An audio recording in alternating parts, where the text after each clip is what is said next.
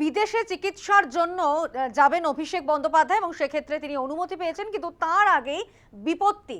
অভিষেক বন্দ্যোপাধ্যায়ের ব্যক্তিগত account freeze করে দেওয়া হলো এবং তার প্রেক্ষিতেই হাইকোর্টে যাচ্ছেন অভিষেক বন্দ্যোপাধ্যায় এবং মঙ্গলবারই এই মামলার শুনানি রয়েছে, অর্থাৎ আগামীকাল। আমরা কথা বলবো, আমাদের সঙ্গে টেলিফোন লাইনে রয়েছেন আমাদের প্রতিনিধি প্রিয়াঙ্কা আইচ ভৌমিক। প্রিয়াঙ্কা, কি জানা যাচ্ছে এই সম্পর্কে?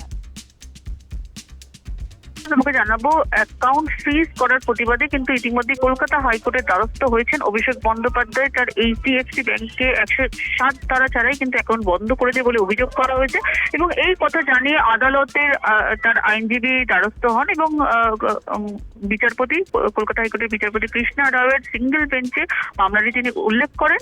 তারপরেই আদালতের তরফ থেকে জানানো হয় যে চোখের চিকিৎসার জন্য বিদেশে যাওয়ার অনুমতি সুপ্রিম কোর্টের কাছ থেকে আগেই পেয়েছেন অভিষেক বন্দ্যোপাধ্যায়, কিন্তু সেই কারণ দেখিয়ে এইচডিএফসি ব্যাংক তার অ্যাকাউন্ট ফ্রিজ করে দিয়েছে। অথচ সিআরপিসির 107 ধারা অনুযায়ী কোনো নোটিশ দেওয়া হয়নি। সেখানে কিন্তু বিচারপতি কৃষ্ণা রাও তখন পাল্টা জানতে চেয়েছিল যে এই সংক্রান্ত কোনো তদন্ত চলছে কিনা। তুমি জানো যে অভিষেক বন্দ্যোপাধ্যায়ের বিরুদ্ধে একাধিক তদন্ত চলছে এবং সেই হিসাবে কিন্তু একাধিক মামলাও রয়েছে।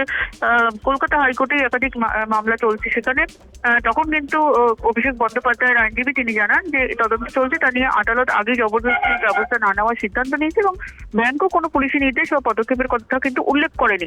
সেক্ষেত্রে এই পরিপ্রেক্ষিতে মামলার জরুরি শুনানির আবেদন জানানো হয়েছে অভিষেক বন্দ্যোপাধ্যায়ের আইনজীবীর তরফ থেকে এবং আদালত সেই আবেদন মঞ্জুরও করেছে ইতিমধ্যে।